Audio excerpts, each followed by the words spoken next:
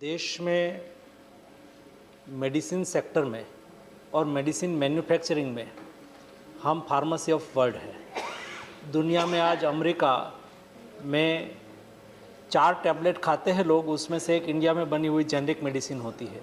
सारी दुनिया 6 टैबलेट खाती है, उसमें से एक इंडिया में बनी हुई जेनरिक मेडिसिन होती है। और सारे देश में 12,000 से ज़्यादा हमारा हमारे मेडिसिन मैन्युफैक्चरिंग यूनिट है।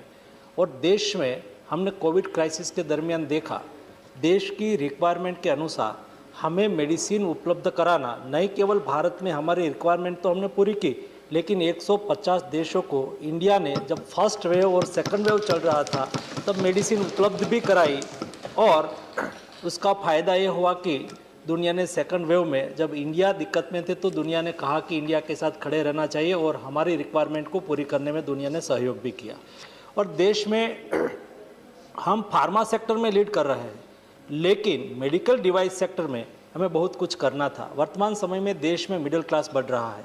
देश में प्रधानमंत्री जी ने जो इनिशिएटिव लिया और हेल्थ का बजट बढ़ाया, आयुष्मान भारत जैसी योजना लाया जिसमें 50 करोड़ लोगों को हेल्थ सिक्योरिटी मिली, और इससे गरीब लोग, गांव में रहने वाले लोग, जो लास्ट तबक्के में अपना जीवन व्यतीत करने वाले लोग को भी अपने कोई ऑपरेशन करने की आवश्यकता हो तो ऑपरेशन कराने में सक्षम बने हैं।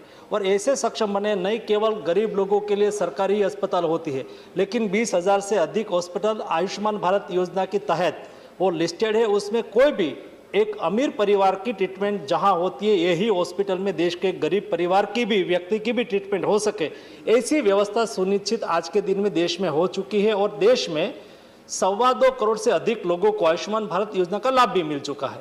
और इसलिए मेडिकल डिवाइस की डिमांड डे टू डे बढ़ रही है। वर्तमान समय में हमारे यहाँ मेडिकल डिवाइस की हमारी रिक्वायरमेंट है, हमारा मार्केट है वो 10 से 12 मिलियन डॉलर का है, लेकिन अगले 5 साल में वो 50 मिलियन डॉलर का होने की संभावना है, क्योंकि यहाँ भारत सरकार की योजना का लाभ मिल रहा है, मिडिल क्लास बढ़ रहा है, उसकी सुविधा हेल्थ केयर एक्सेस हो रहा है, हेल्थ वेलनेस सेंटर बन रहा है। उसका लाभ लेके भविष्य में हमारे यहाँ मेडिकल डिवाइस की हमारी रिक्वायरमेंट देश में ही कैसे पूरी हो, इसलिए आयुष्मान हमारे आत्मनिर्भर भारत योजना के तहत देश में हमारे मेडिकल डिवाइस मैन्युफैक्चरिंग को बढ़ावा देने के लिए हमने एफडीआई को भी अलाउ किया है। एफडीआई के तहत कई कंपनी ने इंटरेस्ट लिया है। देश में स्टार्टअप स्टैंडअप योजना का लाभ भी देश में हमारे न्यू एंटरप्रेन्योर्स लेने लगे हैं। और हमारे यहाँ युवा पढ़े लिखे जो बाहर काम कर रहे थे वो भी देश में आके इंडस्ट्रीज में काम करने लगे, और यहाँ वो एंटरप्रेन्योरशिप भी करना शुरू किया है। उसको प्रोत्साहित करने के लिए देश में एक PLI स्कीम के तहत 4 मेडिकल डिवाइस पार्क बनाने के लिए सुनिश्चित किया है। माननीय सदस्य उत्तर प्रदेश से है, उत्तर प्रदेश के लिए भी एक मेडिकल डिवाइस पार्क भारत सरकार ने मंजूर किया है, मध्य प्रदेश में मंजूर किया है, तमिलनाडु में किया है, और हिमाचल प्रदेश में 4 मेडिकल डिवाइस पार्क के तहत 100 करोड़ रुपीस भारत सरकार की ओर से स्टेट गवर्नमेंट को दिया जाएगा।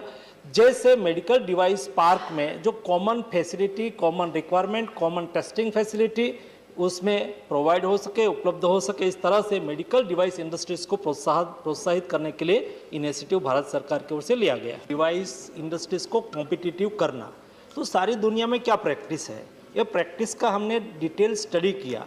और सारी दुनिया में एक प्रैक्टिस रही है कि जब कोई भी इंडस्ट्रीज़ को डेवलप करना है तो एक इंडस्ट्रीज़ अपने यहाँ को रिसर्च यूनिट नहीं स्थापित कर सकता है, या तो मिनिमम उसकी रिक्वायरमेंट है, फैसिलिटी है, टेस्टिंग फैसिलिटी है, स्वयं करे तो बहुत खर्च हो जाता है। लेकिन सारा पार्क के लिए एक ही फैसिलिटी हो और उसका लाभ सभी को हो तो सस्ता भी हो जाता है, उसकी प्रोडक्शन कॉस्ट ऑटोमेटिक डाउन हो जाती है, वो सर्वाइव कर जाता है। ये सारी स्टडी हमने बहुत डिटेल की है। और दुनिया में हम कॉम्पिटिशन में कैसे टके, मेडिकल से हम मेडिसिन में भी, API सेक्टर में भी 53 ऐसे API थे जो हम दुनिया पर डिपेंड करते थे। मैं पढ़ता था उस वक्त, हम ये पढ़ते थे कि देश में पूना में, पिंपरी में पेनिसिलिन का प्लांट है, कारखाना है, और ये धीरे धीरे भारत सरकार का ये प्लांट मर गया। क्यों मर गया? समय के साथ जो सरकारें रही उसको बदल करना चाहिए था। दुनिया ने सस्ता मैन्युफैक्चरिंग करके इंडिया में डंप करना शुरू किया, और उस वक्त हमने उसके ऊपर कोई रिस्ट्रिक्शन यहाँ से नहीं लगा और हमारी इंडस्ट्रीज मर गई और एपीआई पर हम अदर कंट्री पर डिपेंडेंट हो गए, तो उसको उसमें से हम कैसे बाहर आए और हम आत्मनिर्भर भारत के तहत इंडिया में ही मैन्युफैक्चर्स कैसे बढ़ाए और क्रिटिकल रिक्वायरमेंट पर हम किसी के ऊपर डिपेंडेंट ना होना पड़े।